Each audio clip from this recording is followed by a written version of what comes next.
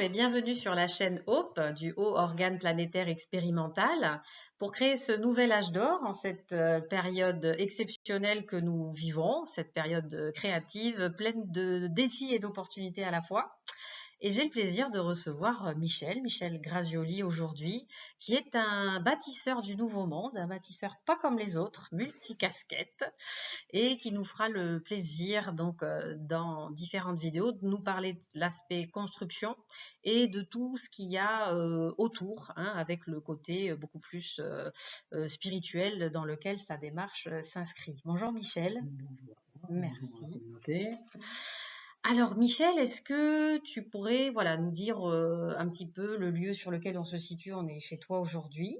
Oui, donc aujourd'hui on se trouve sur le domaine qui est le COS de Blandas dans le Gard et particulièrement sur Blandas et donc le camping et le terrain que je mets en œuvre au niveau du chrome de Blandas. Et pourquoi le chrome? Pour les cromlechs, donc les cercles de pierre mégalithiques que l'on trouve en France, qui est assez riche de ce côté-là. Oui. Et on est sur le 3e site de France, particulièrement sur les cromlechs. D'accord, les cercles concentriques ou les dolmens, qui sont les lieux mégalithiques les plus connus.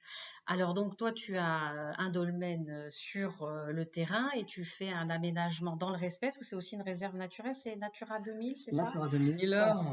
qui a été mise en place. Ce secteur, l'avantage c'est qu'il n'y a aucune agriculture intensive. Ok. On n'est pas sur des pesticides, on n'est pas sur une exploitation agricole intensive. Oui.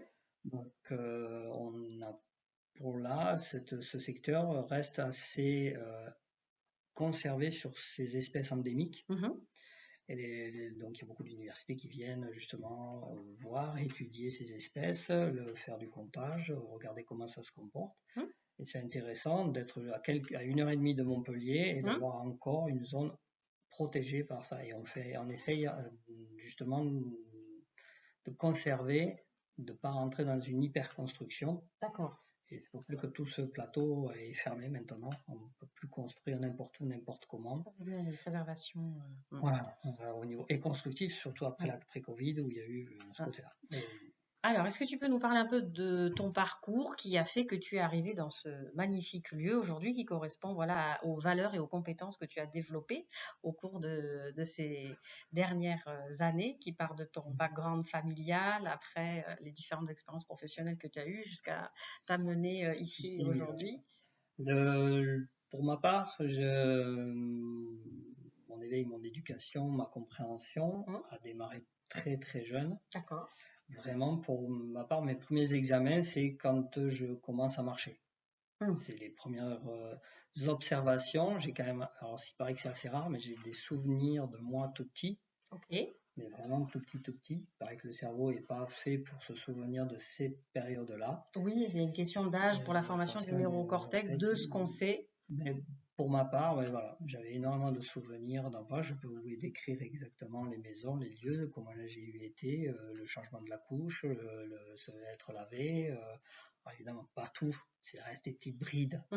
Mais ces petites brides m'ont permis d'apprendre au fur et à mesure de ma croissance, de voir ma différence. Ma différence au sein de la société. Déjà au niveau des cheveux, donc déjà à l'époque, être différent des autres. Par rapport à ta couleur de cheveux, oui, ça a été... C'était pas mal, hein. Surtout, tu te rappelles de la jolie publicité poil de carotte? Oui. Et bien voilà. Je suis née rousse moi aussi, mais comme mes cheveux ont changé après, j'ai rien subi. Mais ça a été pour mes sœurs aussi qui étaient rousses. Ça a été une période assez compliquée. On appelle ça de la différence sociétale. Et donc, dès qu'on est différent du groupe, d'accord. on Donc fait double différence. Voilà. Et donc, dans ta vision. c'était pas plus mal aussi parce que ça m'a permis d'être rejeté. Ok. Et donc, dans ce rejet, donc, pas d'amis, pas de copains, pas de copines, pas de ci, pas de ça, parce qu'on n'est pas dans le groupe et on ne peut pas être dans ces groupes-là. C'est pas grave, ça fait mal évidemment, hein, jeune garçon, on comprend pas pourquoi on n'est pas intégré dans les groupes, même si on veut faire du foot, bah ça marche pas, si on veut faire des activités sportives, bah ça marche pas. Dès qu'on Ah, veut c'était faire, violent quand même, hein. oui, bah, comme d'autres, et attention, il y a plein de gens qui ont eu à être confrontés à ce Ah style bah, de couleur situation. de peau, sexe, origine, Différence de compréhension, religion, voilà, ça. dès qu'on n'est plus dans certains cadres que nos parents, arrière-grands-parents et tout le monde bien met dans les petits tiroirs et qu'il faut que ça soit rangé comme ça. On ne te demande pas de réfléchir autrement, tu penses comme ça. Voilà. Sauf que moi, j'ai cherché à penser différemment, ce qui a rajouté un petit peu de piment dans mon évolution et mon éducation. J'ai été très rapidement autonome. Oui, puis tu as dû beaucoup plus intérioriser que les autres au final, puisque tu étais seul avec toi-même. Voilà, donc je me suis posé à moi-même mes propres questions. Ouais. J'ai eu du mal à avoir des réponses par rapport aux parents, même s'ils étaient sur une ouverture spirituelle dans leur période à eux. D'accord. Même s'ils avaient des premiers écrits qui commençaient à sortir pour commencer à donner des éclaircissements sur certaines civilisations, certains rituels, voilà, tout ça un petit peu ressorti. J'ai appris à être observateur de moi-même en tant qu'observateur. Donc en 3, derrière, pour vraiment voir comment je pouvais, moi, interagir sur les autres. Donc, comment le deuxième moi interagissait sur mon moi, qui faisait ça. Et ce qui m'a permis de commencer à comprendre comment le cerveau interagissait, comment il interprétait les choses, comment le corps, lui aussi, avec ses mimiques, ses productions verbales, ses mots, qui peuvent impacter, toucher, cibler son regard. Et tous ces petits éléments m'ont interpellé, mais à l'âge où j'avais, je ne savais pas qu'il y ait les livres, donc j'ai tout mis de côté au fur et à mesure de mon éveil, de ma croissance. D'accord. Après, j'ai pris un style scolaire. Donc moi, bon, la scolarité, je me suis jamais autant ennuyé et autant eu de grandes vacances que pendant ma scolarité. C'est vrai que ceux qui sont différents, souvent, c'est des périodes. Ah là là là là, c'était long, mais c'était long, c'était interminable comme c'était long. Je comprenais pas comment on pouvait parler cette langue, la langue de la non-nature. Oui. Voilà. Oui. C'est comment on peut apprendre des choses alors qu'à côté, je m'émerveillais devant une fleur, devant courir pour aller. Alors j'allais à pied à l'école. Pour moi, c'était du bonheur. C'était du bonheur d'observer ce qui était mon environnement de survie. L'oxygène que je respire, chaque respiration et expiration, ça, j'ai essayé de comprendre. J'ai essayé de comprendre aussi mon cœur. Je me suis aperçu qu'au début, par exemple, j'avais peur, comme beaucoup de personnes, d'entendre son cœur. Quand on se couche, et je me suis aperçu que, mais est-ce que notre cœur aurait un message? Qu'est-ce qu'il aurait à nous dire? Est-ce qu'il aurait une intelligence? Donc, tu as eu une vie intérieure très riche, très tôt, et puis en plus, tu as eu des capacités de mémorisation assez rapides par rapport à la moyenne, ce qui fait qu'effectivement, un cursus scolaire avec des programmes classiques et un rythme classique, pour toi, c'était tout à fait inadapté. Tout à fait. Donc, j'avais passé plus de temps à observer. Tout passe. Tout passe dans la vie. Faut être patient. Faut juste être patient. Et ça, voilà, je suis dans une grande activité. Alors, j'ai l'avantage aussi d'être une personne qui dort très peu. Donc, ce qui m'a permis, dans ma vie actuelle, tout le temps, d'avoir plusieurs vies dans une même journée. Tu as toujours été plus ou moins pranique et avec une alimentation relativement saine. Pas forcément. Non, pas forcément. Pas forcément. Déjà à l'époque, les parents, ils n'étaient pas là-dedans. Donc, tu manges ce que tu as à manger. Et puis, comme on était sur des difficultés financières, parfois, c'est le truc que... Alors, en plus, moi, j'ai eu 4 sœurs. Donc, 4 sœurs la mère, tout le monde au régime. Parce que les filles commençaient à prendre du poids, du machin, les garçons. Sauf que moi, j'avais besoin de protéines. Il fallait que ça moi...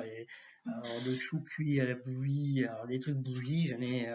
Ok, donc non, c'était pas le régime alimentaire. Bon. Non, alors, ça m'a peut-être aidé, inconsciemment. Moi, je mangeais pas. Je ne suis pas du tout légumes, j'ai beaucoup de mal avec les légumes, avec la viande aussi, donc j'essaye d'allier un petit peu les deux, quoi qu'il en soit. Le cru, m'intéresse plus que le cuit. Ah, oui, ça, généralement, les gens qui sont en conscience sont plus de manière naturelle. Et même maintenant, si on va jusqu'au bout de la chose de tuer un animal ou de tuer une plante, bah, ça devient compliqué pour moi parce que je tue les deux.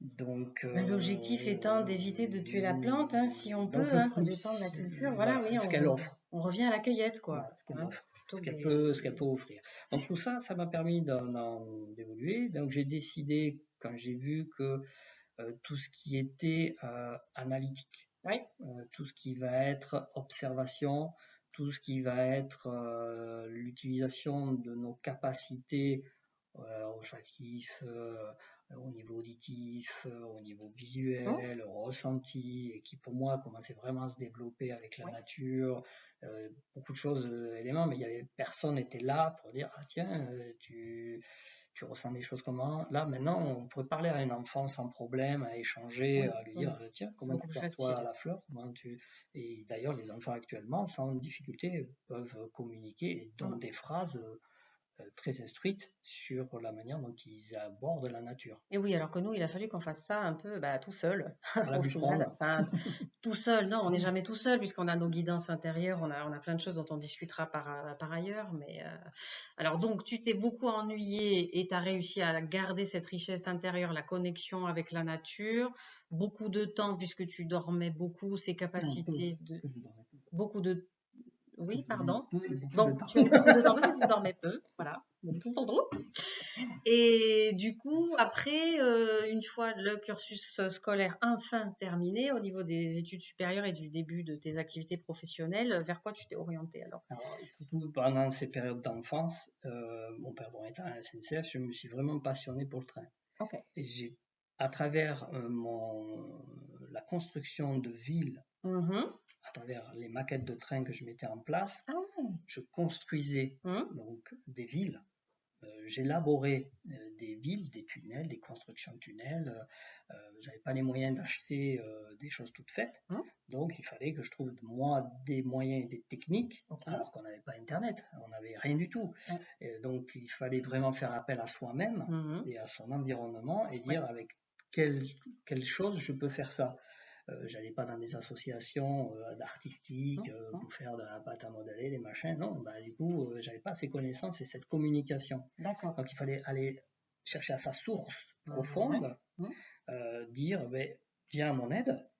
Toi qui au fond qui aurais une connaissance, puisque tu m'as déjà aidé au fur et à mesure de ma croissance. Vraiment utiliser dans l'intuition. L'intuition. Et donc j'ai commencé à créer des villes, des éclairages, voir que si je roulais trop vite ça déraillait, tiens si j'inclinais la voie comme je voyais quand j'allais avec mon père sur les voies, pourquoi il incline les rails, pourquoi ça, tiens on a les forces, tiens on a des tractions, tiens on a des choses mathématiques qui rentrent en ligne de compte, et tiens les mathématiques ça aide un petit peu quand même à faciliter certaines choses. Bon d'accord, il y a des géométries qui sont intéressantes là-dessus, il y a des couleurs. Des couleurs étaient intéressantes. Voilà, donc toute cette création, l'électricité, les courts-circuits, tiens, poum, ça fait sauter, tiens, pourquoi, comment. Voilà. Donc, tu as dû aller chercher à l'intérieur. Tu n'avais pas le choix que de prendre et de faire avec ce que tu avais autour de toi, ce qu'on essaye de tous réapprendre à faire aujourd'hui d'ailleurs. Très jeune, j'ai eu l'occasion de le faire. Et de commencer à te rendre compte de l'intérêt de la mécanique et des lois qu'il y avait derrière tout ça, et puis cet aspect mathématique de la réalité, qu'on le veuille ou non. D'accord. Et puis donc l'étape d'après, en fait, ça t'a conduit à... Alors moi j'ai suivi après un cursus en robotique, automatisation, okay. dans différents corps de métiers, et dans l'industrie, la grosse industrie. D'accord, donc tu as connu le gros... les grosses usines, les grosses secteur machines, industriel. C'était pas le petit artisan du bâtiment, non, ça c'est venu bien après. J'ai vraiment appris à intégrer aussi tout ce qui va être le BTP. Donc les grosses machines qui cassent la nature, qui cassent les choses comme ça. Il y avait ce côté un peu garçon, tu vois, où on jouait les petits bulldozers, les choses, on fait ça, mais je l'ai réalisé dans la grandeur nature. Il y avait quelque chose qui était intéressant pour moi de voir qu'avec ces puissances, on pouvait déplacer autant de choses. Oui, de pouvoir façonner son environnement et la force. Une montagne, on peut la détruire, on peut la refaçonner, on peut l'adapter à son environnement. pour moi, il était intéressant d'observer à chaque fois, tout au long de mon enfance, autant l'humain dans sa vie de tous les jours, autant l'humain qui m'impactait, autant moi qui impactais les autres humains dans leur environnement, mais aussi comment tout se met en engrenage pour que ça trouve sa place. Donc en conscience d'unité, puis comprendre les conséquences de ce qu'on fait, sa place, les liens qu'il y a. Ça casse, ça évolue, tiens, ça crée, ça monte, ça fait, non, ça détruit, ça moisit, ça pourrit, ça ne peut pas venir, ça s'effondre, ça fissure, ça casse, on a beau essayer de réparer, mais ça recasse, ça va pas, ça comprend pas. Donc une vie toujours à faire beaucoup d'expériences, tester, et puis des choses petite échelle et puis très grande échelle. Du coup, tu as une variété d'expériences assez importante, en fait. Et j'ai beaucoup observé aussi les anciens. Ok. Les anciens qui, eux, sont passés d'une école vraiment de la pratique pure. Empirique, et ils avaient de la technique, mais peu en technique, ils avaient des bases, mais ils avaient surtout un savoir-faire. Oui, c'est vrai que ça ce savoir-faire qu'on sait écouter une machine, même si c'est une grosse machine industrielle, elle émet, elle a un bruit, elle a une vie, elle a une vibration. Ça peut être de la fonte, ça peut être quelque chose que vous voulez, mais un moteur, il a un bruit. Quand il est bien réglé, il a un joli bruit, il ronronne. Voilà. Et les anciens mécanos, toutes ces personnes, quand ils rentraient, m'ont permis d'apprendre à savoir reconnaître, donc à affiner mon oreille. Alors, j'ai jamais joué d'instrument, donc je ne connais pas le solfège, mais je connais le solfège de l'environnement. D'accord. Oui, c'est vrai que les anciens garagistes, ils te demandaient d'abord d'allumer le moteur, et puis ils écoutaient, et puis à partir de là, ils n'avaient pas l'ordinateur. Intuitivement, il n'y avait pas la mallette avec l'ordinateur. L'ordinateur, il était à l'intérieur. Et à travers ça, ils avaient une analyse. Une analyse de déduction qui leur permettait d'aller rejoindre. Et ça, j'ai beaucoup appris à travers eux. Et je trouvais que c'était dommage, tellement dommage de voir ces gens qui partaient et qui mouraient en plus hyper rapidement. Ok, oui, à l'époque. Même maintenant, je n'ai jamais vu autant de collègues partir à la retraite et 2, 3, 5 ans après, fini, terminé, rideau. Ils ont passé leur vie dans un environnement à rendre service donc à la société en construisant des choses. Est-ce que cette énergie qu'ils ont donnée, ils n'ont pas su se ressourcer, donc remettre leur batterie à plein, et donc à la fin, quand ils savent qu'ils sont en rebut. Oui, ça t'a interpellé. Ça m'a interpellé. Je me suis dit, tiens, vrai, c'est choquant, on y intègre des choses, on y met quelque chose. Ok, donc je me suis spécialisé ensuite dans la robotique et dans l'automatisation. Dans l'automatisation, j'ai été amené donc à rentrer dans le modèle de la période où on supprime le personnel pour remplacer par la machine. Et j'ai été en plein dans cette transition-là. Et ça a été la crête forte, justement, où il fallait licencier pour remplacer par la machine. Oui, après avoir capitalisé l'humain, on virait l'humain. Là, j'ai pris conscience que ce métier-là pouvait être extrêmement constructeur, mais extrêmement destructeur. D'accord. Et quand j'ai commencé à ce que des gens viennent vers moi et me disent « Mais vous venez pourquoi ? Pour prendre mon métier ?» Et là, j'ai pris conscience que oui, en fait, oui, mec, dans ma passion de créer quelque chose, je vais détruire ta vie. Ah oui, ça c'est dur. Je vais la détruire. Ça veut dire que demain, tu n'as plus rien. Tu ne seras, puisque tu n'as construit ta vie que sur ce poste-là. Ce qu'on est en train de refaire aujourd'hui avec l'intelligence artificielle. On est dans des cycles répétitifs jusqu'à ce qu'on aborde en conscience d'unité, en se rendant compte de la danse qu'il y a entre l'éternelle destruction et construction, mais d'essayer de l'aborder d'une autre manière, sinon on a de voir au mieux.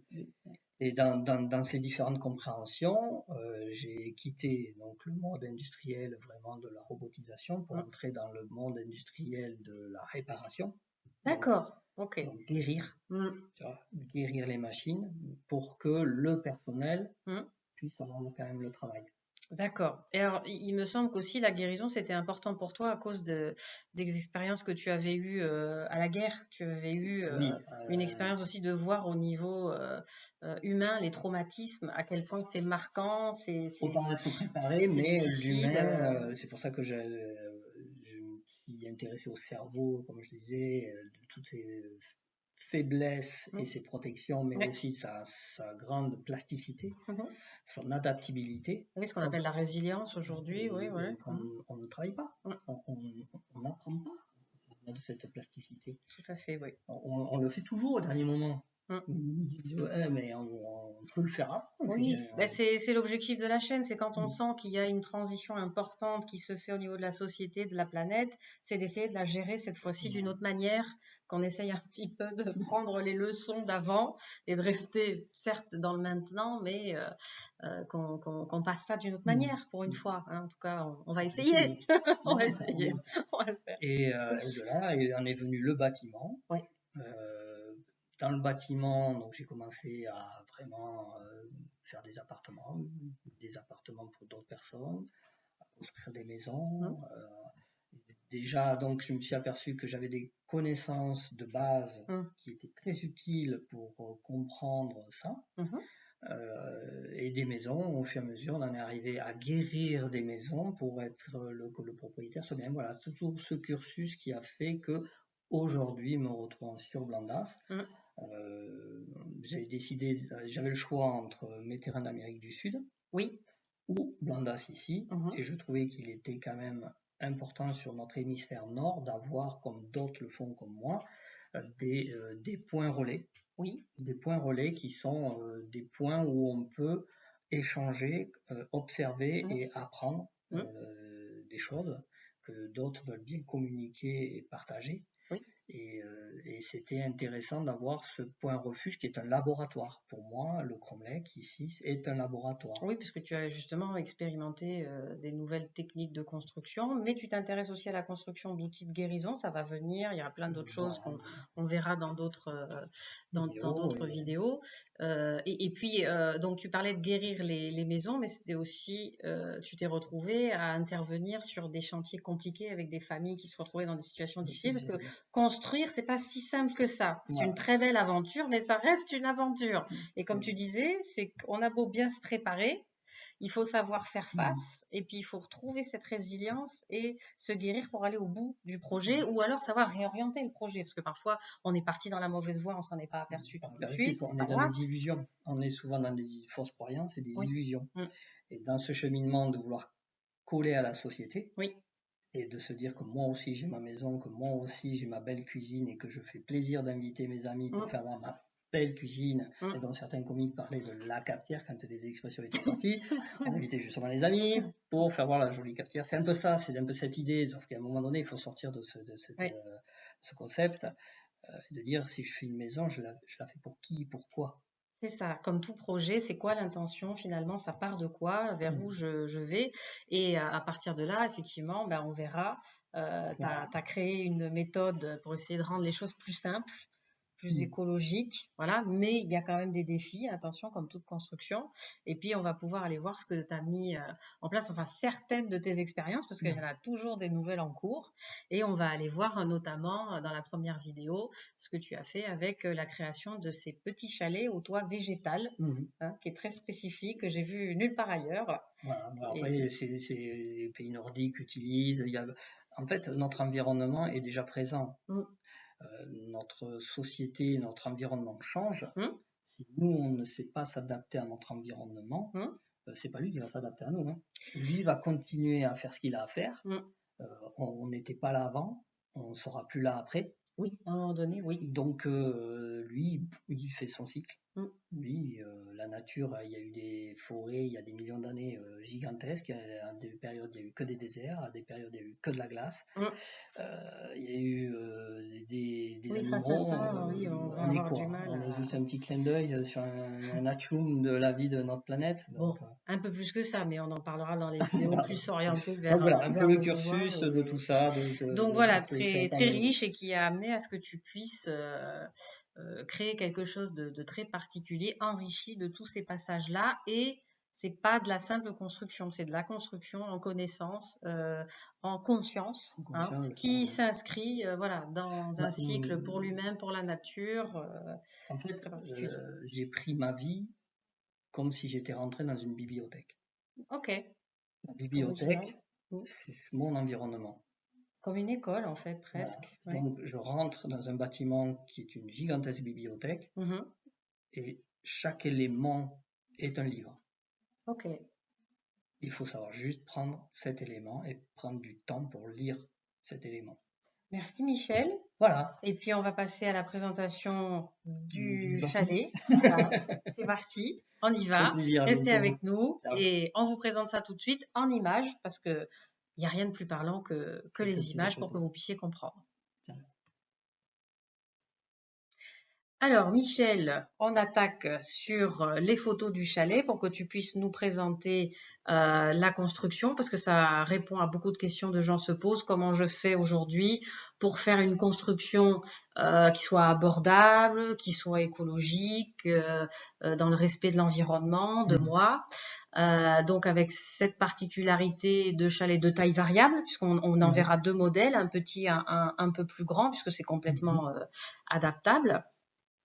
Alors, on voit ici la photo du premier chalet. Alors, tu l'as construit quand celui-là Là, je l'ai commencé en 2020. Il fallait que je puisse arriver rapidement.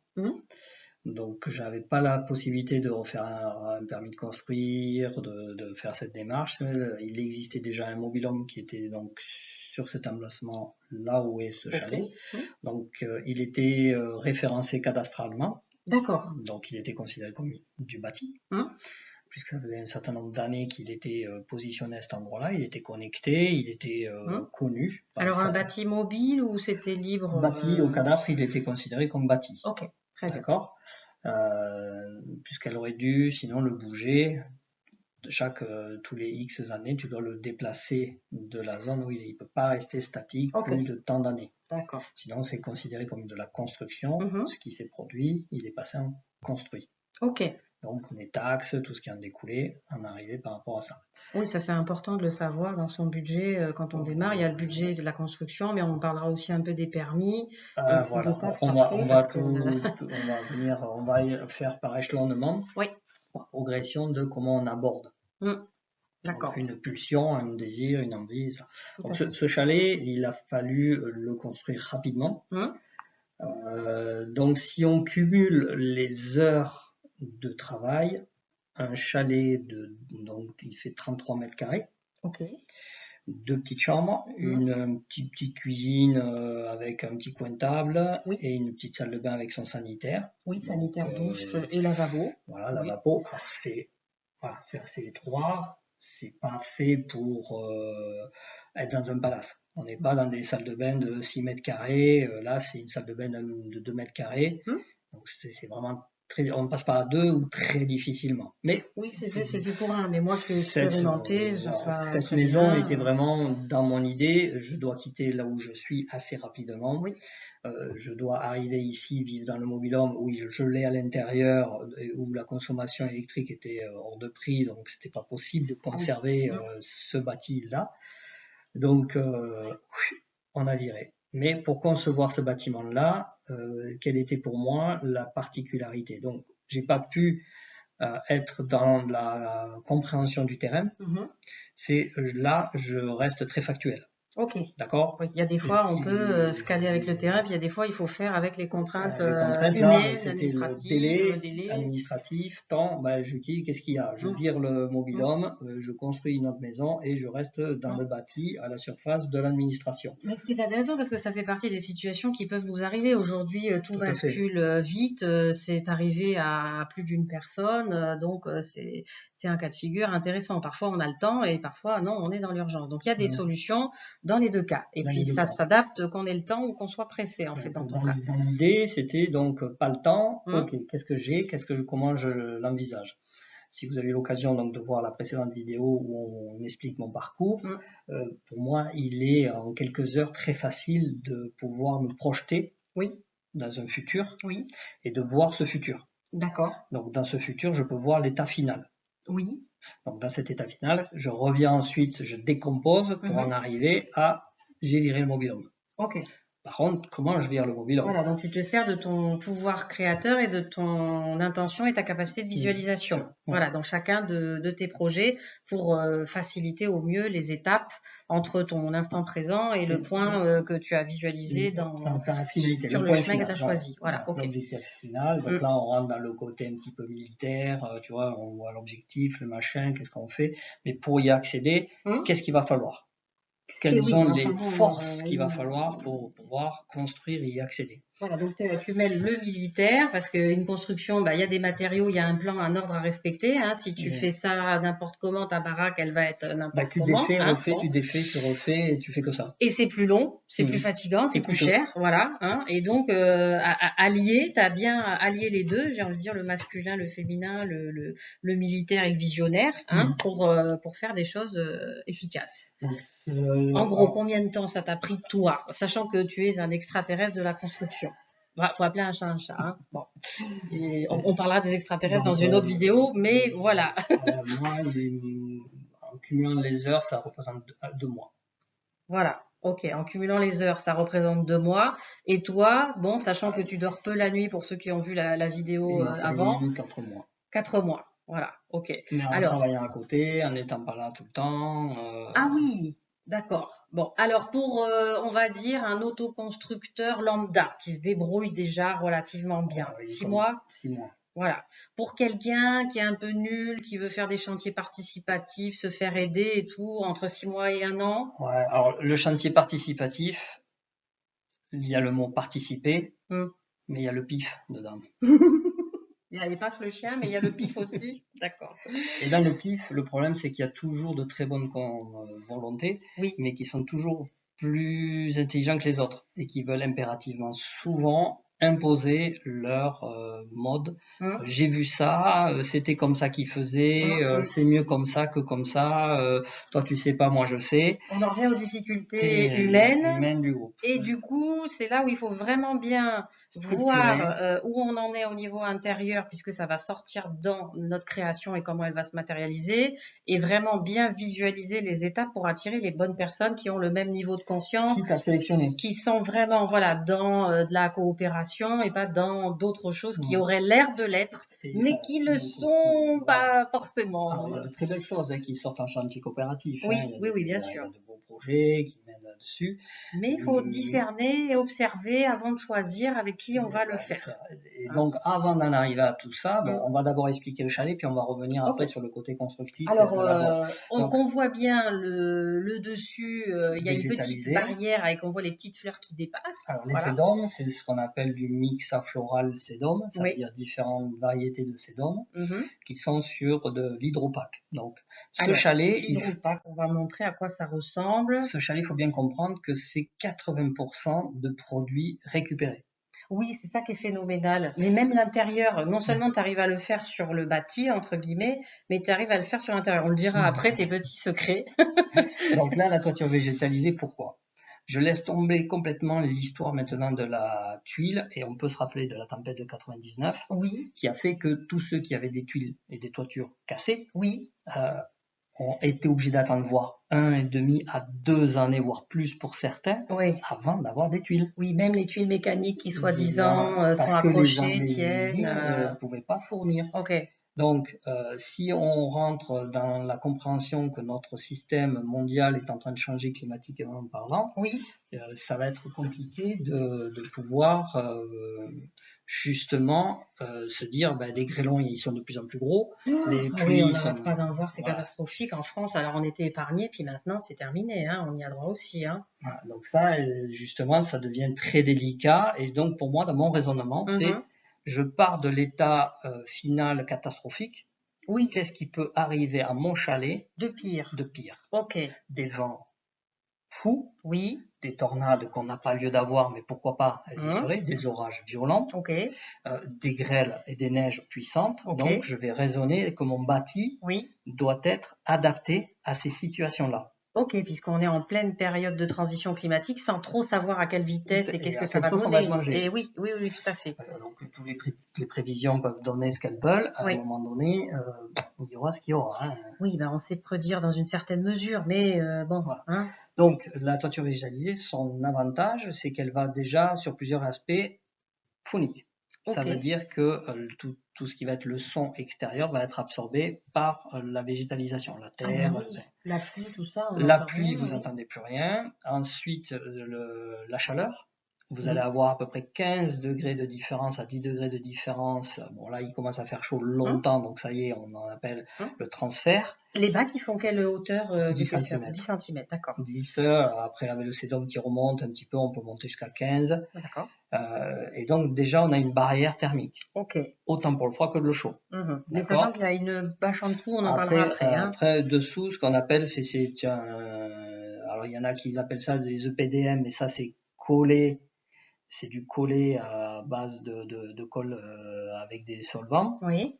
Et toi, tu as trouvé autre chose? Non, moi, c'est des Sika qui avaient sorti ça. C'est des bâches qui sont 50 ans, garantie 50 ans. Ah oui, quand même. Qui peuvent être rebroyées, donc récupérées et réutilisées. Ah, ça, c'est chouette. Déjà 50 ans, c'est mieux que de l'ardoise. C'est mieux que tout. Oui. C'est mieux que tout. N'importe quelle toiture, c'est 15 ans. 10, 15 ans. Sauf l'ardoise, qui coûte beaucoup plus cher, qui est pénible à monter, qui ne tient pas le vent. Bon, de toute façon, toutes nos toitures, maintenant, tous nos construits actuels ne seront plus adaptés pour les climats futurs. Il suffit juste de regarder les États-Unis. Même, il y en a qui mettent des panneaux solaires, mais finalement, avec les grêlons qu'on a, les panneaux solaires sur les toits... Les grêlons résistent, les panneaux sont vraiment prévus pour ça. Ah, même les gros qu'on reçoit maintenant les gros, vraiment, il faut vraiment y aller, mais vraiment, à coup de masse pour vraiment le péter. Donc bon, à part de prendre un grêlon d'1 kilo, mais bon, on croise il ne restera pas grand-chose. En tout cas, moi, je suis pour une transition douce. J'envoie mes énergies sur... on va cette fois-ci réussir à faire une transition d'une autre manière et ça va bien se passer. Donc voilà, dans ce raisonnement-là, donc on travaille sur une membrane Sika, qui est une membrane thermocollée. Et donc qui peut être extraite, puisque mon bâtiment, dans mon raisonnement, c'est si je dois le défaire, est-ce que je peux le défaire? Et c'est thermocollé au pistolet à chaleur? Alors oui, c'est quand même un décapeur. Non, c'est un décapeur, sauf que tu montes à 355 degrés. C'est bien contrôlé, tu dois nettoyer tes surfaces et en fait, tu vas faire une fusion des deux matières. Qu'on peut pour autant redéfaire, avec la chaleur? Non, là, une fois que c'est collé, mais par contre, tu peux réutiliser ta membrane pour d'autres, ce qui s'est produit pour ces membranes, j'ai pu les réutiliser sur différentes toitures parce que ça allait plus, il y avait des extensions et l'extension a fait que cette membrane on l'utilisait pas, voilà, ça va servir pour autre chose. D'accord. Même si elle a eu 6 ans dessus, on renettoie un peu les surfaces, on réchauffe et paf, on est étanche. D'accord. Et même s'il n'y avait pas la toiture végétalisée, ces toitures-là peuvent résister à des coups de cutter, elles sont vraiment très très résistantes. Ah oui. Ensuite dessous, on avait un isolant standard. Alors moi, l'écologie, si tu préfères, l'écologie, c'est très, très délicat. Si on veut une maison écologique, on rentre dans un raisonnement de maison à base de terre, de chaux, et même encore la chaux, il faudrait se la fabriquer. C'est très difficile, l'écologie. Tu fais quand même avec des matériaux qu'on peut trouver relativement facilement, qu'on n'est pas obligé de... En fait, il y a un coût. Si on raisonne coût et environnement, il faut savoir allier les deux. Bien sûr. D'accord. Donc, allier les deux. Économie, comme on appelle ça maintenant, on essaye de mixer les deux. De mixer un petit peu les deux, de voir un petit peu. Et par rapport à ça, il est important d'avoir cette vision de pas. J'ai travaillé pour des clients qui voulaient absolument de l'écologie. Sauf que pour le poseur, il n'y a rien d'écologie. L'écologie en soi, pour le poseur, c'est une poussière monumentale. Comme la laine de bois, par exemple, que j'ai expérimenté, qui est absolument irrespirable. Ah voilà. Les ouates de cellulose avec du sel de bord. Il n'y a que la métisse avec les vêtements que j'ai trouvés qui étaient pour le poseur humain. C'est intégral. Voilà. C'est intégral. Bon. Là, tu as mis quoi alors là, c'est la laine de verre qui me restait. Alors, comme il me restait beaucoup de choses de chantier. D'accord. Ou 2 chantiers qui étaient en très bon état, que j'ai défait, que j'ai récupéré. Cette toiture-là, c'était d'un chantier d'un client qui a gentiment pas voulu me payer. Sympathique. C'est sympathique, hein, monsieur chirurgien, Mais gagnant finalement, bien sa vie, hein, qui n'avait pas de soucis de ce côté-là. Mais cela ne rentrait pas dans ces critères de je veux payer, donc tout va bien. Non, non, je ne veux pas payer. J'ai de l'argent, mais je ne veux pas payer. il y en a. Il y en a, ils en plus, ils ont dessous. En fait, ils en ont beaucoup parce qu'ils le gardent. Voilà. Ça Bon, arrive. bref, donc du C'est coup, un autre débat, mais c'est important ça lui quand même. appartenait pas. J'ai récupéré ce qui m'appartenait. Eh bien, très bien. Et qui a été réutilisé pour plusieurs toitures et elle a fini sur celle-là. Tu t'es payé en nature. C'était la mienne. Hein. Voilà. Je ne me suis pas payé, j'ai rien gagné, hein, mais j'ai récupéré au moins ce que moi j'avais payé. Alors, il y a des petites bordures qu'on voit devant pour retenir les... Alors ça, c'est un habillage que moi j'ai fait. Normalement, ces petites grilles servent plutôt pour du gravier. En toiture, ce qu'on appelle lestée, elle va servir au gravier pour éviter que le gravier aille vers la zone d'évacuation du pluvial. Donc pour éviter que ça tombe dans les gouttières, mais que l'eau puisse sortir. Tout à fait. Là, je m'en suis servi pour un côté esthétique. D'accord. Et un côté où justement les hydropacks soient pas soumis. Parce que normalement, on devrait monter avec des accrotaires. En Internet TMI, c'est monter un petit mur et les hydropacks doivent être derrière. Mais bon, moi, à temps coup, j'ai dit, bah non, ça sert à rien. Voilà. Et puis, voilà, on le voit bien sur la photo, les sédums redescendants. Alors, il faut savoir que ces sédums, ils ont subi toutes les misères du monde. Hein. Ils ont été sur la sécheresse, ils ont eu le froid, ils ont été au sol, ils ont été transportés. Ici, hein. Il y a beaucoup de vent, il fait très chaud en été. Et donc, j'arrose un peu, mais là, je les laisse faire et il faut qu'ils apprennent à se débrouiller un petit peu. Alors, c'est vrai qu'elle est un petit peu désertique, ma toiture végétalisée, pour être beaucoup plus fournie. Oui. Mais si je l'aide trop, je ne l'aide pas pour la suite. Tu la rends dépendante. Voilà. Plus on arrose une plante et plus elle attend qu'on l'arrose. C'est le problème de trouver l'équilibre. Donc là, oui, il commence à faire chaud, il a plu avant-hier, donc c'est bon. Voilà, j'ai plus besoin de les arroser. Elles ont refait leur petit plein, il y a des petites réserves au-dessous. Ensuite, on va passer donc sur l'intérieur. Des réserves dessous. Ouais. Qu'est-ce que c'est un génie? Ah non, ceux qui ont conçu ça, ils ont très bien conçu, avec un échange sur la prochaine photo, on le voit bien, si tu veux passer l'autre photo. Oui, on peut voir les bacs d'un peu plus près, comme ils sont, comment ils s'emboîtent les uns aux autres. Il y a une communication du trop plein d'eau de l'un à l'autre par rapport à ça.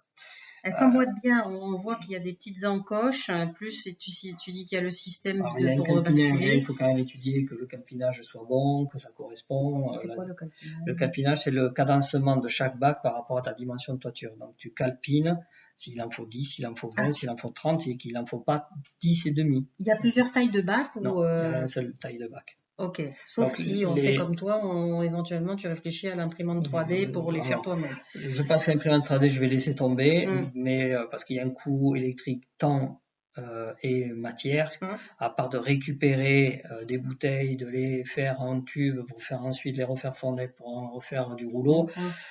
Je vais dire que là, je vais le faire simplement soit avec des bacs coupés en deux et voilà, je vais travailler là-dessus. Du recyclage, je crois. Le budget à la louche, si on fait une toiture classique, pointue, on a pas mal de surface de tuiles, on a le bois pour faire la charpente. Là, tu as fait un toit plat, isolé avec les plantes dessus, sans les tuiles. Le budget, on le divise par quoi? 3, 4, 5? Ouais, quand même. Hein. Avec un petit arrosage de temps en temps, vraiment quand les conditions sont trop dures. On n'occupe plus. Une toiture normale, il faut aller démousser, il faut enlever les feuilles, il faut changer les tuiles qui ont cassé, quand j'ai été gélive. C'est vrai que tu as raison, l'entretien, c'est une toiture, il faut la visiter tous les 4 ans, 4-5 ans. Ah, moi, je démoussais la mienne tous les ans. Hein. La maison faisait 300 mètres carrés. Je peux dire que j'y passais du temps tous les automnes. Donc voilà, ça c'est la partie. Alors en fait, dans ces conceptions, le chalet il a été conçu à l'envers. Ça veut dire que quels sont les produits que je possède, fenêtres, portes d'entrée, salle de bain, qu'est-ce que j'ai pu récupérer. Oui, je rigolais avec une personne qui est sur le terrain là, qui revient parce qu'elle connaît les énergies de guérison et tout ce que tu fais. Et elle était très intéressée. Il y a déjà des gens qui attendent la vidéo, on l'avait même pas faite. Et vraiment, elle me disait, voilà, je sais pas comment faire avec ces petits budgets et tout, j'y connais rien. Et vraiment, les gens, ils ont besoin de comprendre, d'avoir les bases minimum de comment il faut faire les choses, parce qu'ils se rendent pas du tout compte en fait. Ouais, parce qu'on va payer des artisans, parce que alors chacun fait bien son job au niveau de chaque artisan, mais ça a un coût. Oui. Alors que dans mon approche, je vais avoir plutôt un côté plutôt guide. Oui.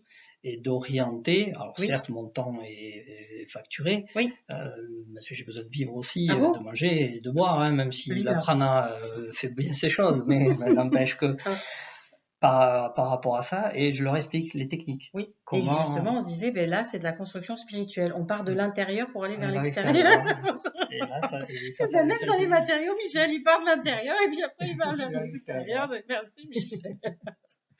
Et voilà, donc après l'intérieur, ben, les fenêtres, j'avais des fenêtres, j'avais une salle d'eau, j'avais ce qui avait en bois, j'avais du bardage, j'avais encore recycler aussi. tout. Et ton secret, c'est que tu vas les chercher où? Ben après, soit sur des fins de série, Oui. soit je négocie beaucoup. Et puis tu fais les saisies aussi. Après les enchères. Des lots, des lots d'enchères, j'essaie de regarder. Alors, ça me fait mal au cœur d'aller faire des enchères parce que j'estime que la personne qui est dans le même cas que moi en tant qu'entrepreneur, bien sûr, ben lui, ça a coulé. Moi, j'ai réussi avec mes différentes entreprises à passer chacune des crises. J'ai compris qu'il fallait faire certaines choses pour éviter. On peut gagner très bien sa vie, ça je l'ai eu. On peut gagner de l'argent, parce que j'ai du mal, pardon, avec l'expression gagner sa vie, parce que comme c'est la mienne, elle est à moi. On reste, tu vois, dans ces formats-là. Oui. Et les gens raisonnent ainsi. Donc par rapport à ça, il a fallu réadapter cette vision, cette compréhension et comment je peux arriver à réaliser mon projet sans avoir de crédit, sans avoir réellement beaucoup d'argent, et quels sont ce qui m'est offert autour de moi, ou ce qui m'est donné, ou ce que je peux récupérer, ou ce que je dois acheter. Alors on va voir le deuxième chalet que tu as fait après, qui est plus grand, puisque là tu as Alors celui-là, lui, il est en ossature bois standard. Hein. On a un isolant en fibre de bois extérieur, bardage. On a une ossature bois de 145 avec un isolant laine de verre. Ça me restait d'un très gros chantier, donc j'ai fait avec ce qui me restait de ce très gros chantier. Ensuite, intérieur par vapeur, et j'ai fait avec du peuplier et OSB. Oui. Alors moi, je travaille différemment entre le par vapeur, l'OSB, voilà. Chacun dans l'OSB extérieur. Bon, on va pas rentrer dans la technique. Et après, je me suis dit, voilà, on va maintenant penser en raisonnement économie d'énergie, comment je vais raisonner. Donc j'ai surélevé ce chalet parce que faire un puits canadien sur de la pierre, ça fonctionne pas. On va le voir qu'il est un petit peu surélevé. Voilà, on voit les 3 petites marches, il y a la terrasse, et effectivement, ça a permis plusieurs choses, notamment avec ce système dont tu m'as parlé, auquel je connais rien du tout, et comme vous, je découvre. Alors je me tais. Par rapport à ça, on va travailler sur, puisque ma formation aussi, c'est tout ce qui va être la thermicité. Comment on peut échanger des flux thermiques dans une maison et comment il se comporte à l'intérieur des pièces, comment il va naviguer par rapport aux fenêtres, par rapport à la vie des gens. Oui. C'est pour ça que, on y viendra après, comment on raisonne sur la vie des gens par rapport à une maison. Là, je me suis dit, je vais récupérer les calories extérieures de mon environnement, mais je dois et les rafraîchir pour l'été et les réchauffer pour l'hiver. C'est calories extérieures. Un peu comme sur les Earthships, en fait. Voilà. Et donc, j'aspire l'air extérieur à travers une tubulure métallique qui va échanger soit la chaleur qui est sous le chalet parce qu'il est plus chaud, parce que le périphérie est isolé. La périphérie est isolée. Et donc là, je vais pouvoir mettre une tubulure en serpentine d'un certain diamètre parce qu'il faut calculer les dépressions, les choses comme ça. D'où les mathématiques. Et pour avoir un flux et un échange thermique. Donc l'air froid va rentrer, par exemple, il fait 5 ou il fait moins 10. Et donc dans ce serpentin et les calories qui sont sous le chalet, je vais gagner jusqu'à 10 degrés. Donc ça pré-chauffe ou pré-refroidit l'air qui est un peu plus stable en fait sous le chalet pendant l'année. D'accord. Mais il y a 2 choses. Si j'injecte de l'air chaud dans mon chalet, parce que en fait il n'y a pas de radiateur, je passe par juste une résistance d'air, ça veut dire l'air passe à travers une résistance comme un radiateur soufflant qui va réchauffer l'air avec un thermostat à l'intérieur. D'accord. Mais cette résistance, elle est sur les panneaux solaires. Donc du coup, cette énergie électrique, elle est pas gratuite parce que les panneaux, il a fallu que je les investisse. On va les montrer après. Mais au moins, je raisonnais, ça me coûte moins cher que mon panneau me produise de la chaleur quand justement je n'y suis pas dans la maison. ça soit ça. Donc, à partir de ce moment-là, j'ai décidé de raisonner comme ça. Et par la suite, j'ai fait 2 bouches. Une bouche qui va, l'été, amener l'air chaud de la maison en extérieur, sachant que je suis en insufflation. J'insuffle l'air dans la maison et je ne l'aspire pas. Donc, je pressurise la maison pour que cette maison puisse sortir l'air chaud. Ah d'accord, donc tu mets des huisseries qui sont du double vitrage et qui sont fermées avec des ventilations. L'air pousse et il y a des bouches qui l'air sort. Cet air sort l'hiver et elle va sous le vide sanitaire pour chauffer. D'accord, ok. D'accord. Et ensuite, elle va l'été, justement, il y a un aiguillage, un Y qui va me sortir cet air chaud de la maison pour que l'air qui est sous le chalet reste frais. Donc en fait, la spécificité, elle est non seulement au niveau du toit végétal, mais aussi de ton système d'air en dessous quand tu l'as surélevé. Donc en fait, il y a des spécificités sur les 2 parties en fait, qu'on voit moins en dessous, voilà, que je découvre. Voilà, d'accord. Un petit peu là-dessus. Et peut-être au niveau de la gestion de l'eau, ça peut peut-être servir. Alors j'ai mis là donc l'espèce de petit local technique que tu as mis à l'arrière du chalet. Alors sachant qu'on voit du coup la haie d'arbres parce que tu as aussi mis une haie à l'arrière. C'était toi qui l'avais mise à l'époque. C'était là où il y avait le mobile. C'est ça. Sachant qu'il y avait le terrain donc avant. Là, moi je me suis adapté à son environnement. Donc en fait, il n'est pas du tout bien exposé. Il n'est pas du tout, il n'est pas valorisé dans ses compétences-là. Oui, l'orientation par rapport au soleil, etc. Voilà, donc on est sur le local technique qui est à l'arrière. On voit la fenêtre de la cuisine et la haie. Donc tu nous expliques que tu t'es adapté à la configuration des lieux. Enfin, cela dit, c'est vrai que avoir une haie végétale à l'arrière, ça peut avoir des avantages, surtout quand on n'a aucune tuile à débousser. Après l'hiver, justement, on a besoin d'un pénétrant solaire. Et c'est pour ça que du coup, là, j'ai pas pu faire les menuiseries vers le sud et bénéficier l'hiver d'un pénétrant solaire. Elles sont exposées nord. Alors ce chalet est très bien pour l'été.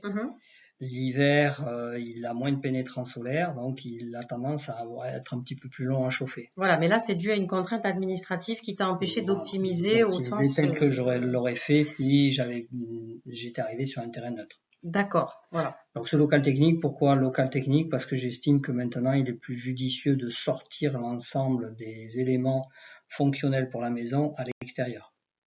Ballon d'eau chaude, ventilation, tableau électrique, sauf le petit tableau de protection qui lui doit être à l'intérieur, mais ça. Il y a quelque chose de curieux, c'est que voilà, là le compteur s'est remis à tourner. Bon, je verrai au montage.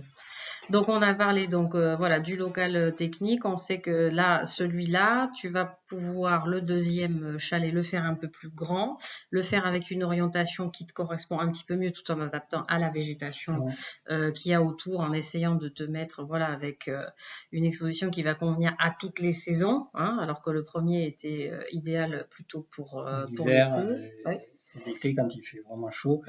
Alors que lui, là, on est sur un autre mode de concept de constructif. Là, j'ai raisonné en coût, temps, budget. Voilà. D'accord. Celui-là fait combien de mètres carrés, par exemple? 55 mètres carrés. D'accord. Le premier, donc 33. Celui-là, 55 forme de L, alors que l'autre est un rectangle simple. Voilà. Le budget pour le premier, alors du coup, comme tu as réussi à optimiser, tu essayes de faire de la récup. On sort entre 34 et si je compte les petits extra-terrasses et les petits aménagements supplémentaires, maximum 45 000 €. Ok, bon, on va dire comme tu as optimisé beaucoup de choses, faisons une enveloppe globale de 50 000. Voilà. Hors main d'œuvre, on est d'accord, là tu parles que des matériaux. Que des matériaux. Voilà. Oui. Et bon, si on comptait de la main d'œuvre, on monterait à 70 peut-être. Ouais, on est entre 15 et 20 000 de main d'œuvre. Ok, voilà. Celui-là, on est donc 22 mètres carrés de plus. Et on est guère plus cher parce que pareil, récupération de. Alors, dans le mode de récupération, du moins de penser ça, je bénéficie donc avec certains fournisseurs jusqu'à moins 60, moins 80% de remise. Mais comment aurais-tu fait ça Tu connais Eudi les bons tuyaux Eudi les bons tuyaux, tu te rappelles Non, je connais Le Bon Coin et je connais Give, où j'arrive à avoir des super prix aussi, mais chez les constructeurs, non. Voilà. Donc c'est des produits d'expo neufs, de haut de gamme, et qui vraiment permettent d'avoir donc de superbes salles de bain pour pouvoir... Donc les bons plans, moins 70%. Mais là, dès le dernier, tu vois, j'ai eu des cuisines à plus de 4000, je les ai payées 600 €. Oui, d'accord. Donc bon, après chacun va optimiser, trouver ce qu'il Donc, peut, les synchronicités. là, c'était les menuiseries neuves. Là, les choses que j'ai achetées, le bardage parce que j'en avais plus en stock. J'ai fait venir une semi-remorque. Donc là, on est sur du panneau sandwich. L'avantage, c'est qu'on est placo isolant par pluie, ossature montée par panneau de 80 de large. Alors là, c'est très technique. Il faudrait passer beaucoup de temps pour décomposer, expliquer. Mais des murs comme ça, semi-finis, à 2, en 3-4 jours, c'est torché, quoi. C'est fait. Pour l'extérieur. Après, il y a l'ajustage des fenêtres qui est un petit peu plus long, la pose en toiture. Donc là, on est en poutre en bois pour alléger la descente de charge. Et pareil, toiture végétalisée. Donc là, le budget sur le premier, on avait dit 50 pour les matériaux, 15 à 20 000 de bain d'œuf si on passe par un professionnel. Là, quasiment, je suis au même prix que le petit chalet. D'accord, ouais, donc c'est un peu comme dans l'immobilier où en fait, en grossissant avec l'échelle, on arrive quand même à, si on se débrouille bien, faire des économies. C'est pas forcément beaucoup plus cher de construire plus grand, quoi. Plus grand, il faut juste bien étudier le coût. Il y a certes plus de main d'œuvre parce que du coup, il y a un produit, on est kiff-kiff, mais par contre, on est plus cher en temps de travail par rapport à ça. En termes de permis pour celui-là, alors là, c'est différent parce que le terrain, il est divisé en 3 parcelles. D'accord. Donc il y a une parcelle qui est la parcelle qui est autorisée camping. Oui. Donc là, je pouvais construire 15 petits chalets comme ça. Ah d'accord, ok. Si je veux, les 2 hectares de terrain, je en fais ce que je veux. Des piscines, c'est un camping, c'est une aire de loisirs. Sinon, si on est sur un terrain lambda, donc il y a le coût du permis de construire, le coût de des matériaux, le coût de main d'œuvre, et puis après, il faut calculer toutes les taxes qu'on a derrière, habituelles, foncières. Il faut être très prudent, c'est qu'à chaque permis, on a les taxes d'archéologie et les taxes de construction avant même que vous commenciez les travaux. Oui, et ça, c'est ce qui effectivement a pu poser problème parce que tu avais prévu un projet beaucoup plus gros à la base. On m'avait demandé, faites le projet dans sa totalité. Ok, d'accord. Sauf que quand j'ai reçu, moi, la note de l'État qui dit, vous avez un très gros projet avec tant de surface de mètres carrés, ils n'ont pas considéré l'échelonnement. Eux, ils s'en foutent de l'échelonnement. Ah, ils n'ont pas considéré l'étape dans le temps, les différentes tranches que tu avais prévues, puisque tu as répondu à ce qu'on te demandait. On te demandait la totalité. Tu as donné la totalité et ils se fichent de l'échelle de temps. C'est tout maintenant, quoi. C'est tout maintenant. Voilà. Et donc, ça, il faut le savoir parce que il faut être très prudent dans ce qu'on veut. C'est pour ça que dans le raisonnement de comment on va aborder un futur projet, c'est vraiment un prisme qu'il va falloir regarder sur toutes ses facettes.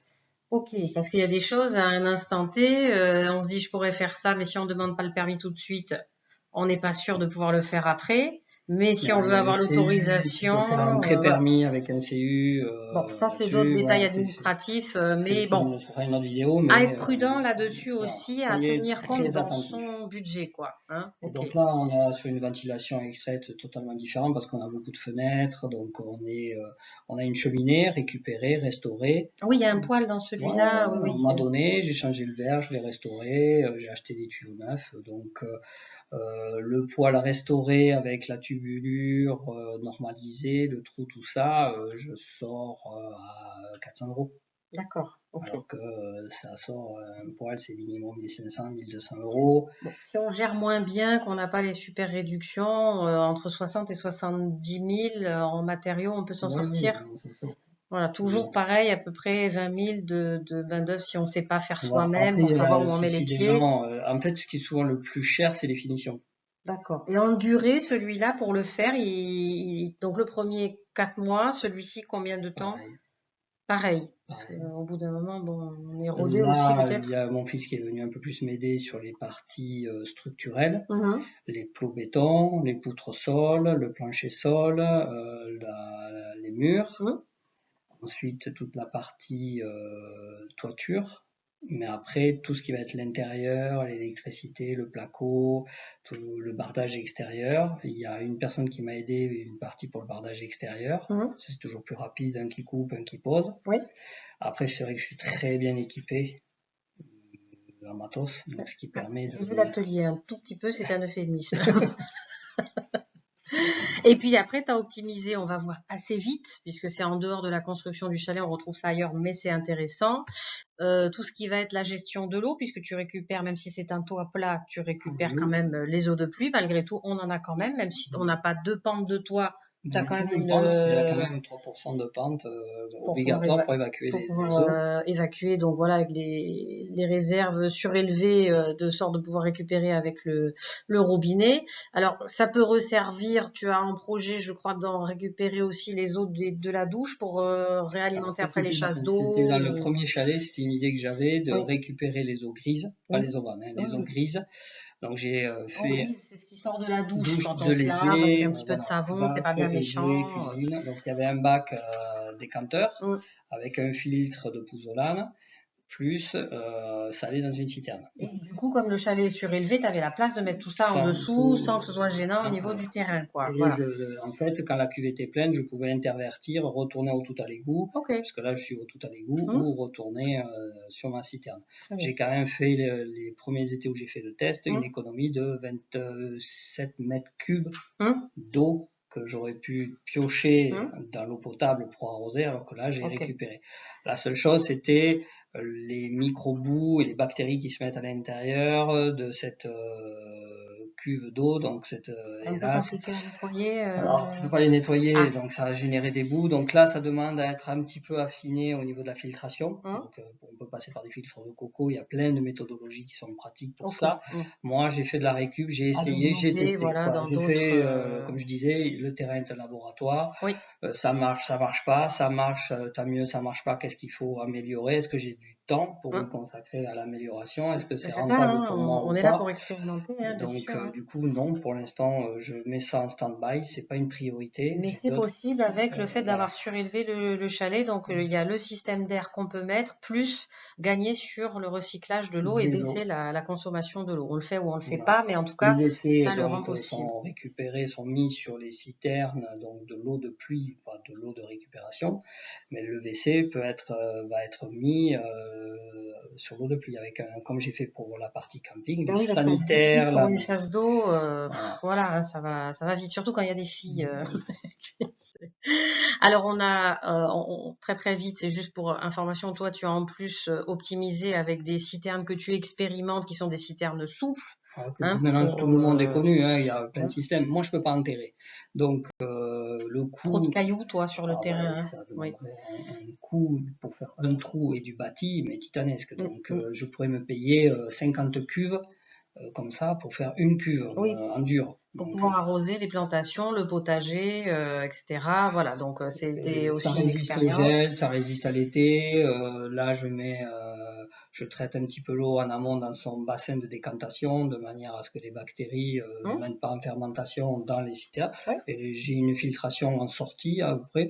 Et franchement, ça se passe très très bien. Ça fait 3 ans maintenant. Et elles sont alimentées par les eaux de pluie. Voilà. Et donc là, l'idée, c'est aussi de travailler en communauté avec son environnement. Donc là, je fais appel à mon voisin auquel je lui ai vendu une citerne d'occasion d'un de mes clients. Et quand elle est pleine, je récupère, on a tiré 400 mètres de tuyau jusqu'à chez lui. Lui, il a un aiguillage. Hop, quand sa citerne est pleine, il me rebalance toute son eau. Donc ça fait comme sur le toit où il y a un système d'échange de trop-plein entre les bacs. Toi, tu récupères le trop-plein du voisin à une plus grosse échelle. Voilà, tu en es dans le fractal, le petit, le grand, on reprend le même système qui est intelligent et qui est gagnant-gagnant. Alors là, le système donc est intéressant aussi, c'est les panneaux solaires que tu as fait non pas sur le toit mais à part, parce que du coup, tu as pu les monter sur une structure pour qu'ils soient mobiles et que tu puisses orienter au mieux. Voilà. Là, j'ai pas eu le temps de me pencher sur un tracker solaire, mettre un motoréducteur qui déclenche et qui pourrait automatiser le système. Les plus mal chaussés quand on a été dans l'automatisation et qu'on a un truc qui... Voilà. Je pourrais très bien, mais je me suis aperçu que le coût de faire cette automatisation, entre les 3 fois où j'ai besoin de le bouger, pour l'instant, je peux me permettre de faire 3 fois. Oui, surtout qu'il y a toujours quelqu'un, vu que bon, avec le Sachant qu'en camping, vous plus, êtes là, là. il a fallu. Alors, tout ce qui est panneaux solaires, pareil, ça met du temps. On met pas des panneaux pour mettre des panneaux. Ah, Il y a oui. une orientation, on Oui. regarde son environnement, Mhm. on regarde tout ça, et après, on optimise au maximum la zone. Moi, il a fallu que je le déplace 6 fois sur D'accord. 6 zones différentes pour vraiment optimiser. Les 10 panneaux, là, c'est suffisant pour alimenter le petit chalet, être Oui. autonome en énergie? Alors, oui, le petit chalet, là, voilà, alors ça, c'est les anciennes générations de panneaux. Hum. Donc là, on sortait 3 kilos. Maintenant, ça équivaudrait à 8 panneaux. D'accord. Donc le coût pour être autonome, si on rajoute les matériaux pour le chalet et qu'on disait, voilà, par rapport aujourd'hui en panneaux solaires, il faudrait rajouter quoi? 5 000 – 6 000 € en panneaux solaires pour être autonome en Non, en moyenne, on électricité? sort 3 000 € pour les panneaux. Il faut des batteries peut-être Non, les aussi, non? batteries, le problème, c'est que c'est très coûteux. Ah, à déconseiller Ça, pour ben, l'instant. ça a ses avantages et ses inconvénients. Il faut une zone spécifique. Alors, la batterie, ouais. Alors là, si on n'est pas du tout dans l'écologie, on est dans l'utile concret et besoin. Mais je pense qu'il est plus judicieux de s'adapter soi. Là, moi, je travaille sur des nouvelles techniques éoliennes. Ok. Donc, j'ai acheté aux enchères des groupes électrogènes. Je vais fabriquer mes groupes électrogènes. Du moins, je vais récupérer les D'accord. génératrices, Donc on a faire déjà du une ion prochaine inertie, vidéo qu'on verra dans voilà. quelques mois quand on aura fait Ça, l'expérience, parce qu'on fait ouais, l'expérience d'abord, la vidéo après. ouais, parce que les Après on autres vous dit, ratés foireux. faites-le, non, le faites pas. Ok, Ça n'a pas marché. ça marche donc. Non, c'était pas ça. Alors du coup, le chalet, il coûte quoi en électricité, en eau tous les mois avec un usage lambda? On arrive à On un récupère douzième, les eaux quoi, de hein. pluie. Alors après, soit on calcule avec l'amortissement des investissements. Ça veut dire qu'on Non, divise des non, sommes. on se dit combien il faut au départ et après, tous les mois, on essaye de sortir du mode crédit, tout ça. Ouais, c'est 4 000, c'est 60% d'économie. Ouais. Donc, on va dire avec 50 € eau et électricité par mois pour le petit chalet, on est très très large vu il est petit, facile à chauffer. Et pour celui qui fait 55, on doit pas être très loin non plus vu qu'il y a la cheminée. Il y Ouais, la a... cheminée, et d'un coup, à part le frigo et le ballon d'eau chaude, Hum. c'est les 2 points. Il n'y a pas de radiateur dans le grand chalet. Il y a le poêle Il y a que le déjà, poêle, c'est il y a le tout. poêle végétal, donc très bien. Alors, t'as fait l'expérience du gaz maison, il y en a plusieurs qui l'ont fait, mais ça va être intéressant de voir, toi t'en as acheté deux. On voit 2 bien, générations différentes. Alors voilà. moi, j'ai été le testeur un petit peu pour le dépositaire en France qui revend ces produits-là. Ok. Il m'a permis de lui faire toutes les misères du monde pour savoir. Ben ouais, mais c'était au moins C'est ça? intéressant de savoir. Oui, il peut résister au gel complet. Oui, il va redémarrer après un gel complet. Oui, il fait du gaz à temps de répétition. Non, c'est pas bon par rapport à ça et ça. Tel aliment, c'est pas bon et ça, c'est bon. Vous voyez. Alors pour ceux qui ignorent, c'est tu mets les déchets de cuisine qu'on voit à travers Il y a effectivement. deux méthodes. Soit il y a les déchets fécales, Oui. ça, avec un broyeur et on peut l'injecter, mais on Donc peut quand pas on récupérer est en l'eau. toilette sèche, du Non, coup. non, en toilette, un semi-broyeur. Ah d'accord, ok. Soit pompe de bateau, soit soigner broyeur. Et donc là, c'est les matières. Il prend et les parties alimentaires et les parties fécales. Ok. Sauf que l'eau fertile Oui. ne peut plus être utilisée pour ces plantes. Parce Ah oui, qu'on trop a de bactéries. des matières fécales. Ouais. Là, la norme nous interdit ça et c'est quand même plus judicieux parce que voilà, c'est quand même si on va pas arroser le jardin, ce que les Romains beaucoup ont eu fait à certaines périodes dans certains pays et c'était pas bon, c'était très fertile pour certaines terres, mais pas bon au niveau de certaines bactéries. D'accord. Alors, au niveau du fonctionnement, donc soit les déchets ménagers, soit on peut mixer, mais tu recommandes plutôt après expérience de se contenter peut-être des déchets ménagers. Ouais. Alors après, selon évidemment la structure de la maison. Après, on a le SPANC qui va gérer les assainissements. T'as dit un gros mot là, ça veut dire quoi le SPANC?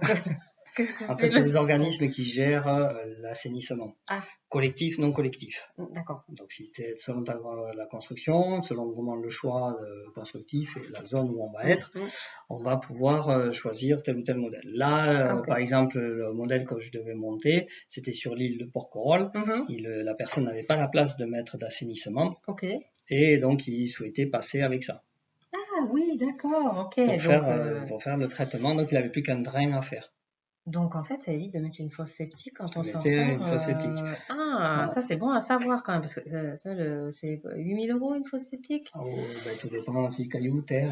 Ouais, c'est plutôt minimum 8 000 Hein? euros. Oui, oui, enfin, quand elle n'est pas très grosse Ah, pour c'est 3 juste 000 une ou ça deux c'est pas. personnes. Non, non, mais même une ou deux personnes, c'est 3 000 litres.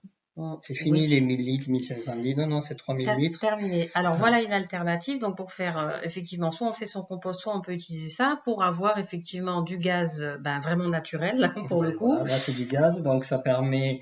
Il faut un certain temps. Alors au début on le lance avec du purin de vache. Oui. On va monter la méthanisation, Ça la marche avec fermentation. le cheval aussi Non, ou non? Vache. c'est vache D'accord. parce que le prout de vache, hein, la méthanisation, donc le Ah côté ben oui. vache, c'est plus méthane que le cheval qui est Ok. moins. Ça marche beaucoup moins bien avec le cheval. Donc là, on met les déchets sur l'entonnoir partie haute. Oui. La partie basse, c'est l'eau, donc l'eau avec les détritus à l'intérieur. Ok. Les On met de matières. l'eau avant ou on met On l'eau met avec les non, déchets en même on temps? met l'eau avant, on met la bouse, on laisse monter en fermentation. D'accord. Une fois que ça commence à monter en fermentation, que le gaz se développe, les bactéries sont là. On va commencer à abonder avec donc les aliments et à chaque aliment, on rajoute de l'eau. Ok. Voilà. Donc à côté remplissage, bas les cuves d'eau, haut la cuve souple chargée de 40 kg de sac de sable qui va venir mettre une pression au niveau du gaz pour sortir au niveau du brûleur. Voilà, et donc on a un tuyau qui est aux normes qu'on trouve et puis qui part donc de la cuve qui va alimenter le petit brûleur et puis on a la protection classique comme n'importe quel gaz, sauf que là on a fabriqué son propre gaz. Là pour l'instant c'est fourni dans le kit de la cuve, ce brûleur est fourni. Okay. J'ai pas encore testé sur une plaque de maison par exemple.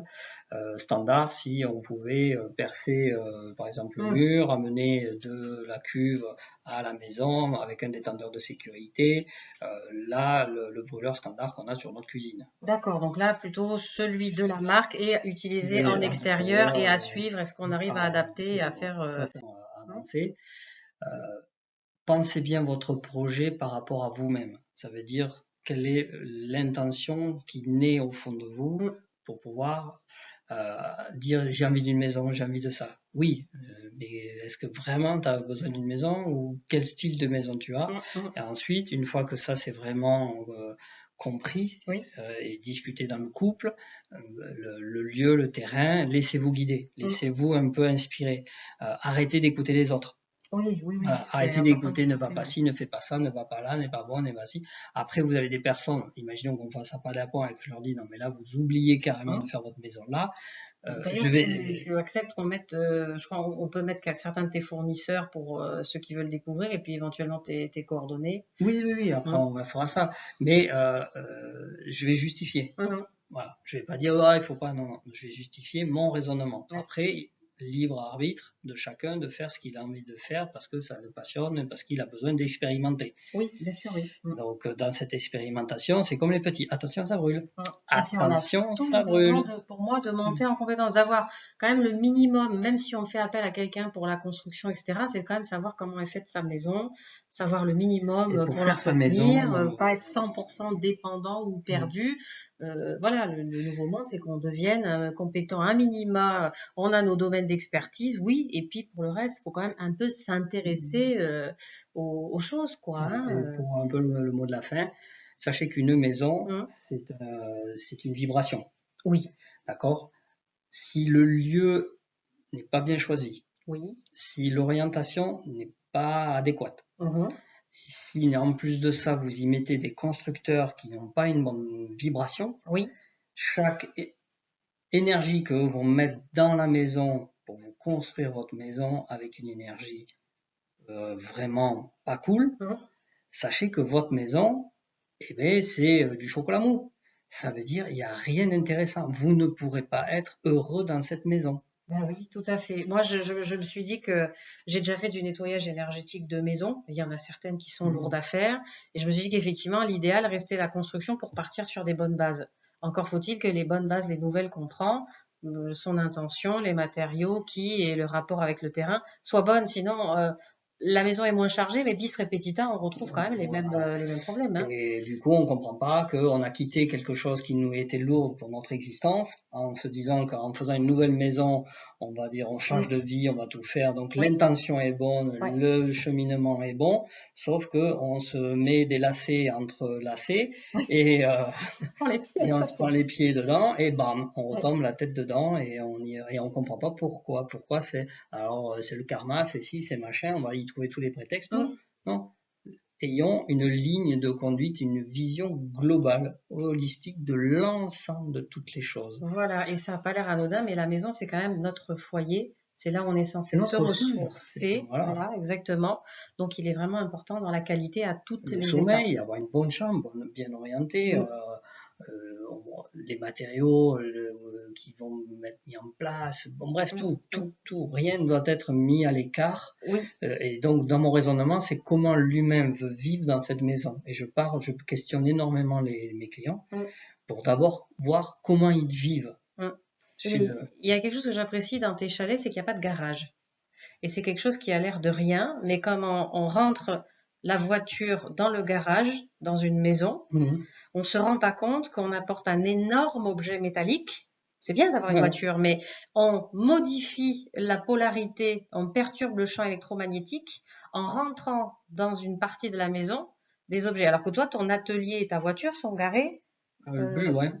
Même s'il pleut, c'est pas grave, je vais mouiller. Alors, les deux autres projets qui vont être des maisons semi-troglodytes, elles vont avoir par contre un carport. Donc c'est pour abriter, quoi qu'il en soit, les voitures, parce que c'est quand même perturbant d'avoir sa voiture grêlée. Oui. Voilà. Donc un carport, c'est pas un garage, c'est similaire, mais ça n'a pas les mêmes conditions. On rentre pas dans notre maison. C'est annexé à la maison. C'est encore un peu différent. Et on éloigne les chambres et les zones de vie de cette zone-là. Ben oui, tout à fait. On va garder la salle de bain, la buanderie, proche de cette zone-là, qui sont des zones tampons. J'appelle ça dans le mode constructif des zones tampons. Voilà, ça c'est des choses auxquelles tu fais attention aussi et que des constructeurs lambda qui sont trop BTP vont négliger et ça va jouer. Chambre contre le garage. Catastrophe. Voilà, ça c'est important et toi, ça c'est des choses que tu as expérimenté, compris à cause de cette observation que tu as. Voilà. Merci Michel pour ce partage et voilà, pour ceux qui veulent te retrouver, on mettra aussi les différents groupes où on peut te suivre, parce qu'il y a tellement d'autres activités. Et puis on se retrouvera en fonction de tes disponibilités bientôt sur d'autres thèmes et vidéos. Et puis plus tard, on suivra tes autres expériences, les maisons troglodytes et tout. Merci Michel. Merci à vous. Bye bye. Au revoir.